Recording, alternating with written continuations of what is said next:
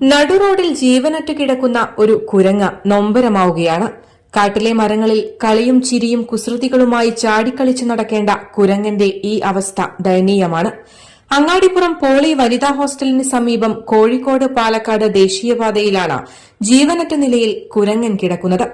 ഞായറാഴ്ച രാവിലെ 8 മണിയോടെയാണ് കുരങ്ങ് റോഡിൽ ചത്തുകിടക്കുന്ന നിലയിൽ കണ്ടത്. ഇതുവഴി പോയ ബൈക്ക് യാത്രക്കാരനാണ് റോഡിൽ ചത്തുകിടന്നിരുന്ന കുരങ്ങനെ റോഡിന്റെ ഒരു വശത്തേക്ക് മാറ്റിവെച്ചത്. തുടർന്ന് കരുവാരക്കുണ്ട് ഫോറസ്റ്റ് ഓഫീസ് ഉദ്യോഗസ്ഥരെ വിവരമറിയിച്ചു. എന്നാൽ രാത്രി 8 മണിയായിട്ടും വനംവകുപ്പ് ഉദ്യോഗസ്ഥർ കുരങ്ങിനെ തിരിഞ്ഞുപോലും നോക്കിയിട്ടില്ല. ഇപ്പോഴും കുരങ്ങ് റോഡിൽ തന്നെ കിടക്കുകയാണ്. വന്യജീവി സംരക്ഷണ സംഘടനകളും പരിസ്ഥിതി സംരക്ഷണ സംഘടനകളുമെല്ലാം ഉണ്ടെങ്കിലും ഇങ്ങനെയൊരു കാഴ്ച ആരുടെയും ശ്രദ്ധയിൽപ്പെട്ടിട്ടില്ല.